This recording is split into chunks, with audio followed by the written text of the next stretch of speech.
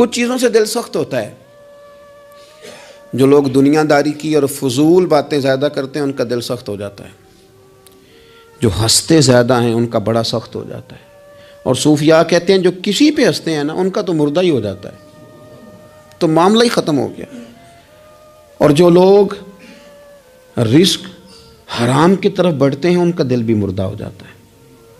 اور اقبال کہتے ہیں جو مشینی زندگی گزارنے لگتے ہیں نا روحانی زندگی سے نکل جاتے ہیں. ہم آج کل مشینی زندگی پہ آ گئے. ہمارے پاس انٹرنیٹ ہے, موبائل ہے, آواز کے فاصلے اتنے کم ہوئے ہیں کہ دلوں کے فاصلے بڑھ گئے ہیں. اقبال کہنے لگے دل کے لیے موت ہے, دل کے لیے موت ہے, دل کے لیے موت ہے یہ مشینوں کی حکومت. احساس مروت کو کچل دیتے ہیں یہ آلات, آلات پہ زندہ ہیں ہم. دل کے لیے موت. اور کسی کے گھر جانا, دروازے پہ دستک دینا, اور کبھی خط لکھنا تو سوچ سوچ کے, کبھی کاٹنا تو پھر لکھنا. لفظ یہ اس کے شایان شان نہیں, یہ جملہ میں نے بدل دیا ہے. لیکن اب بے باکانہ گفتگو ہے, تو مجھے وائس کر دے میں تجھے وائس کر دوں گا, حال ہی کوئی نہیں. تو کیا کوئی سوچے گا, کیا کوئی لکھے گا, کیا کوئی اس میں خوبصورتی کے رنگ بھرے گا. سخت ہو جاتے ہیں دل جب آپ مشینوں کی زندگی میں زندہ رہتے ہیں. دل نرم کیسے ہوتے ہیں؟ میرے نبی پاک نے فرمایا یتیم کے سر پہ ہاتھ پھیر, رب تیرا دل نرم کرے گا. اگر زنگ لگ جائے دل کو تو اللہ کا ذکر کر, قرآن پاک کی تلاوت کر, اللہ تیرے دل کو نرم کر دے گا. اور پھر فرمایا کہ اگر دل سخت ہو جائے تو موت کو یاد کر, تیرا دل نرم ہو جائے گا. اچھوں کی صحبت اختیار کریں تو دل نرم ہو جاتا ہے. قبروں کی زیارت کریں, جائیں کبھی اپنے شہر کے قبرستان میں, غور کریں کہ وہ چودھری صاحب لیٹے ہیں, یہ علامہ صاحب لیٹے ہیں, وہ فلاں بہت بڑے افسر لیٹے ہیں, وہ دیکھو وہ میرا عزیز لیٹا ہے. وہ ہارون رشید نے کہا حضرت داؤد تائی سے نصیحت کر دیں, تو فرمانے لگے باپ کدھر ہے تیرا؟ کہا حضور قبرستان میں, اماں قبرستان میں, دادا نانا بڑے بھائی سب قبرستان. فرمایا میں کیا نصیحت کروں؟ او پئیاں دس دیاں نہیں قبراں جنہاں تے پھول پئے, ادھروں کوئی بھی نہیں آمدا, تے ادھروں لکھاں گئے, تے سہ جوڑ سنگت دے ڈٹھے, سہ جوڑ 100 سال کی دوستیاں, سہ سال سنگت دے ڈٹھے, او تکو آخر وتھاں پئیاں, او جنہاں بعد جسی پل نہیں سمجھیندے, ایک پل نہیں سمجھیندے, پھر وہ شکلاں بھی یاد نہ رہیاں. سہ جوڑ. کہا یہ کوئی کم ہے دل کو نرم کرنے کے لیے تیرے پاس موت کا تذکرہ قبروں کی زیارت کو تھوڑی ہے. یہ چیزیں دل نرم کرتی ہیں, یاد نرم کرتی ہیں چیزیں دل. سختی طبیعتوں کی, مزاجوں کی سختی, دوسروں کے بارے میں ڈاڈے جذبات, ہمارے رویے ڈاڈے, ہماری طبیعتیں سخت. حضرت عبداللہ ابن مسعود رضی اللہ تعالیٰ عنہ نے ایک شخص کو جنازے کے موقع پہ ہنستا ہوا دیکھ لیا, فرمایا آج کے بعد تیرے ساتھ کلام نہیں کروں گا. جس کا جنازہ دیکھ کے بھی دل نرم نہیں ہوا اور قبرستان دیکھ کے بھی دل نرم نہیں ہوا, وہ تو سخت دل بندہ ہے. سخت دل بندے سے دوستی کبھی نہیں رکھوں گا, میں تو درد دل والوں سے پیار کروں گا. تیرے ساتھ میں کلام نہیں کرتا. تو کس طرح کا شخص ہے بھائی جسے یہاں آ کے بھی ہنسی آ رہی ہے, مذاق سوچ رہا ہے؟ تو دل کی نرمی, میرے نبی پاک صلی اللہ علیہ وسلم نے نا دل پر, ہم نے نا کپڑوں پر بڑی محنت کی, ہم نے چہروں پر بڑی محنت کی, ہم نے اپنے ظاہر کو سنوارنے پر بڑی, ہم نے اپنے حق میں بڑے بڑے لفظ یاد کیے, بڑی کہانیاں یاد کی, پر دل کے لیے محنت, اس پر محنت ہی نہیں کی. اعلیٰ حضرت فاضل بریلوی کتنے بڑے عالم ہیں, 1000 کتاب کے مصنف, اور ان کے فتاوی موجود ہیں کہ جس بندے کا تلفظ ٹھیک نہ ہو, یعنی جو ضروری قواعد ہیں وہ قرآن پاک کے جس کو نہ آتے ہوں اس کے پیچھے نماز نہیں. جو ہا اور ہا میں فرق نہیں کر سکتا, حمزہ اور عین میں فرق نہیں کر سکتا, وہ الفاظ کا معنی بگاڑ دے گا. لیکن اعلیٰ حضرت چونکہ صوفی ہیں, درویش ہیں, علم کے ساتھ تو ایک اور رنگ بھی بیان کرتے ہیں. وہ کہتے ہیں یہ نہ ہو کہ صرف تو حروف کے ہیر پھیر میں لگا رہے, سغرے کبرے ٹھیک کرتا رہے, دارابا یادرب کے چکر میں پڑا رہے, اور دل پر تو توجہ ہی نہ دے. فاضل بریلوی رحمۃ اللہ علیہ فرمانے لگے کہ 2 علماء نے قرآن ایک درویش کے پیچھے نماز پڑھی, تو مستحب جو قواعد تھے نا جن کے بغیر نماز, وہ ٹھیک نہیں تھے ذرا ان کے. تو وہ کہنے لگے دیکھا جی اتنے بڑے پیر صاحب ہیں اور ان کی تو قرات ہی ٹھیک نہیں, تلفظ ہی ٹھیک نہیں, حالانکہ لفظ تاثیر سے بنتے ہیں تلفظ سے نہیں، لفظ تاثیر سے بنتے ہیں تلفظ سے نہیں۔ اہل دل آج بھی ہیں اہل زبان سے آگے۔ انہوں نے کہا جی بابا جی کا تو تلفظ ہی ٹھیک نہیں۔ اعلیٰ حضرت نے لکھا ہے ملفوظات شریف میں، فرماتے ہیں پھر وہ نہ نہانے کے لیے چلے گئے نماز پڑھ کے فارغ ہو کے، تو وہ پانی میں اتر گئے تو شیر ان کے کپڑے اٹھا کے لے گیا۔ اب کتنی کو دیر پانی میں رہتے، نکلے بھی تو کیسے نکلے، شرم آتی ہے۔ مختصر لباس پہن کے وہ غسل کرنے کے لیے گئے تھے، اب پانی میں سردی، کتنی کو دیر بندہ پانی میں رہے۔ لوگوں نے آ کے کہا حضور وہ آپ کے مہمان تو الجھ گئے، بڑے بری طرح پھنس گئے، مہربانی فرمائے ان کو تو بچائیں، وہ تو سخت الجھن میں۔ کیا ہوا؟ کہنے لگے وہ شیر کپڑے لے گیا اور وہ پانی میں ہے، اب کچھ تو ہونا چاہیے۔ تو وہ بزرگ گئے، جا کے نہ دور کھڑے ہو کے شیر کو آواز دی، شیر کو۔ حضور کے صحابی تھے نا حضرت سفینہ، قافلے سے رستہ بھول گئے، ایک سائیڈ پہ ہو گئے تو سامنے شیر آ گیا۔ میں نے کہا ہے لیکن جب آ جائے تو، جب شیر سامنے آ جائے، جب سامنے آ جائے پھر پتہ چلتا ہے کہ یہ تو واقعی آ گیا ہے، پھر انداز اور ہوتا ہے۔ حضرت سفینہ کے سامنے شیر ہی آ گیا، مشکات میں شیر آیا۔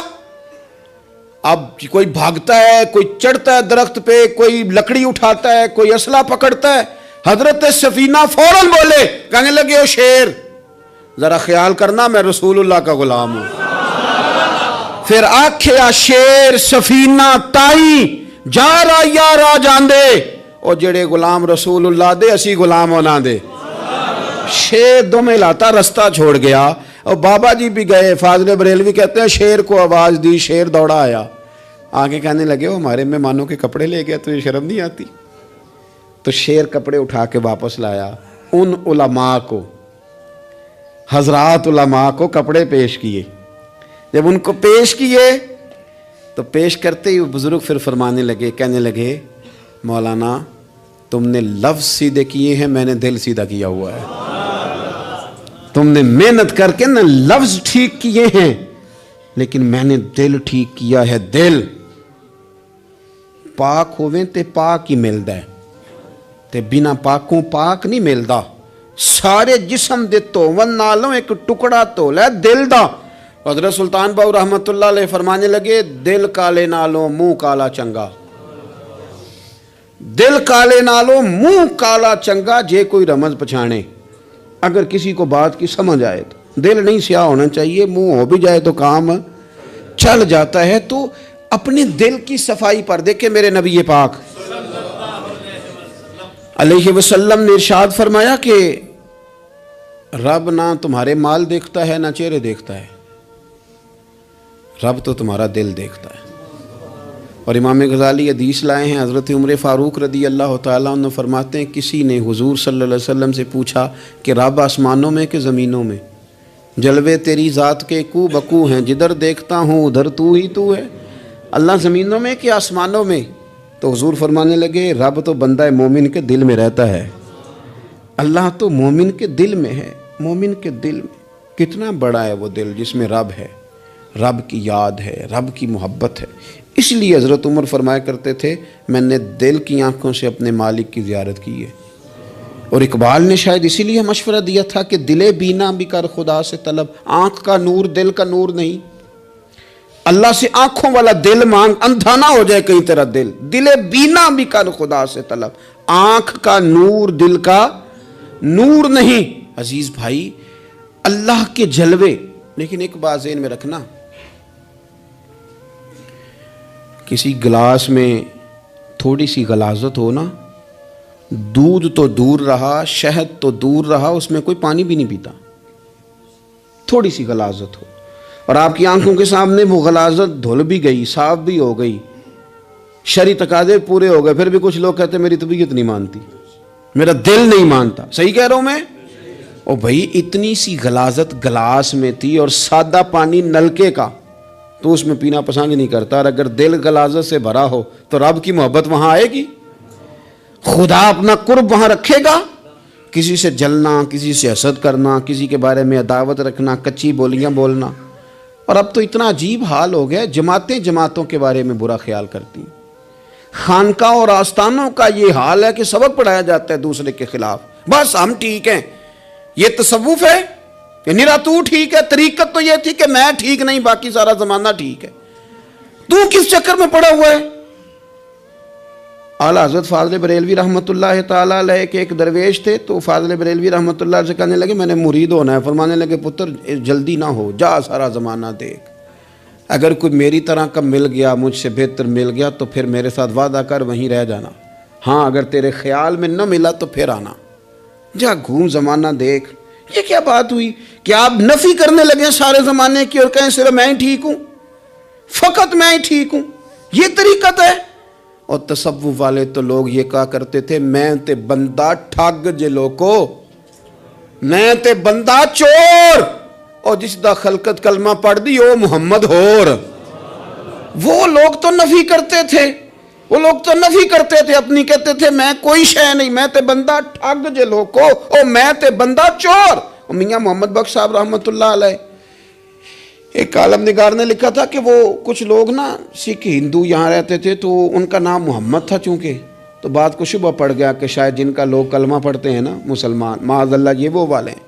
تو میاں صاحب اپنے بارے میں کیا کہے، وہ میں تے بندہ ٹھگ جے لوکو، میں تے بندہ چور، جس دا خلقت کلمہ پڑھ دی او محمد ہور. او میں تو ایک ٹھگ ہوں. حضرت میاں شیر محمد صاحب شرک پوری رحمۃ اللہ علیہ سرتاج ہیں اولیاء کے، پیر سید اسماعیل شاہ صاحب بخاری حضرت کرما والا شریف والے.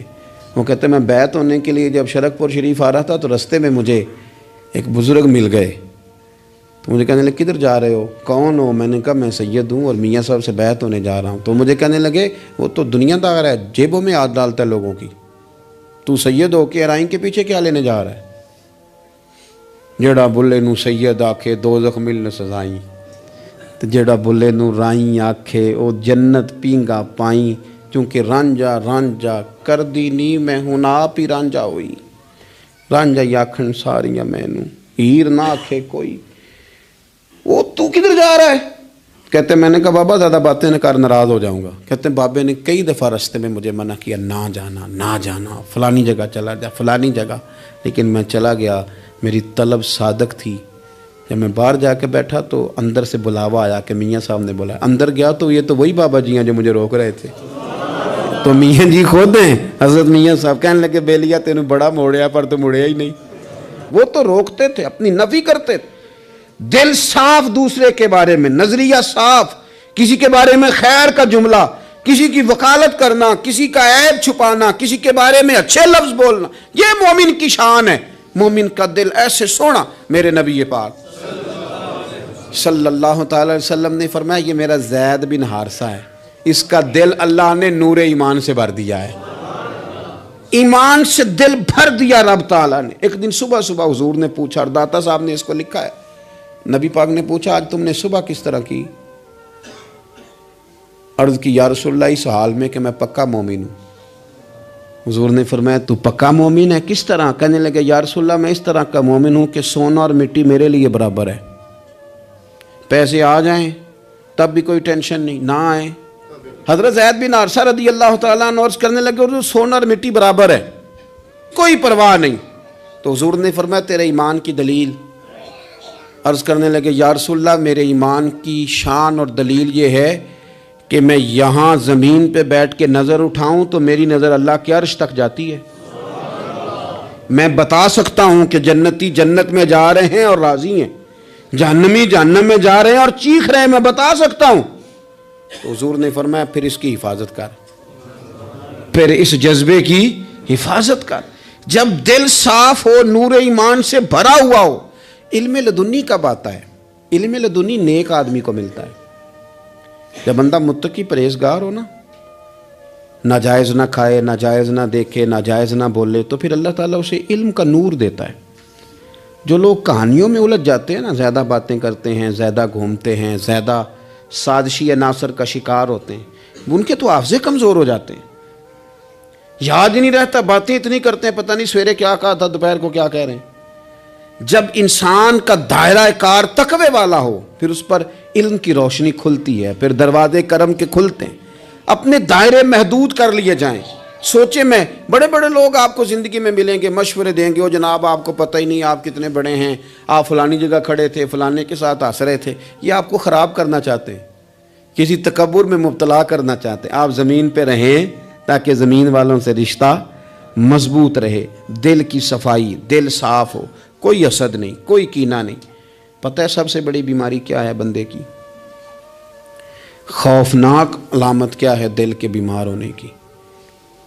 کہ کوئی بندہ بیماری میں ہے اور ادھر ایک بندہ اس کو دیکھ کے خوش ہو رہا ہے. کسی کو زوال آ گیا ہے، کاروبار ڈوب گیا ہے اور یہ دیکھ کے خوش ہو رہا ہے. مر گیا ہے اس کا دل، مردہ ہے، اندر کوئی دل نہیں. آپ یعنی ایک بندہ رسوا ہو گیا اور یہ خوش ہو رہا ہے، دیکھا میں نے نہیں کہا تھا. جب کوئی کسی کی رسوائی، کمزوری اور کسی کے زوال پر راضی ہونے لگے تو پھر سمجھ لے کہ اس کا حال اتنا برا ہو گیا ہے کہ اب یہ اخلاقی طور پر مردہ زندگی گزار.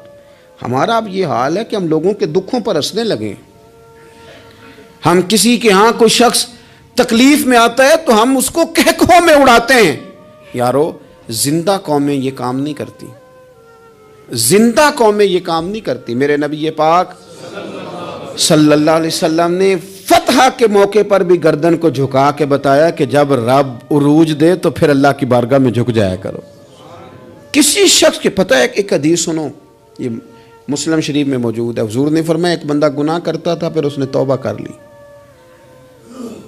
اگر کسی نے دوبارہ اسے وہ گناہ یاد کرایا کہ تو یوں ہوتا تھا، اگر کسی نے اسے دوبارہ گناہ یاد کرایا تو یاد کرانے والے کو اللہ سزا کے طور پر مرنے سے پہلے پہلے اس گناہ میں مبتلا کر دے گا. خفیہ تدبیر آئے گی اللہ. جس کو اللہ نے معاف کر دیا، زمین آسمان بھول گئے، فرشتوں کے دفتر سے اس کا گناہ محو کر دیا گیا، تو نے کیوں یاد رکھا؟ لیکن ہمارے دل اس طرح کے ہیں، خیر کی خبریں نہیں دیتے. ہم خیر کی خبر نہیں دیتے، مثبت بات نہیں کرتے. ہمارے رویے دوسروں کے بارے میں سخت ہیں.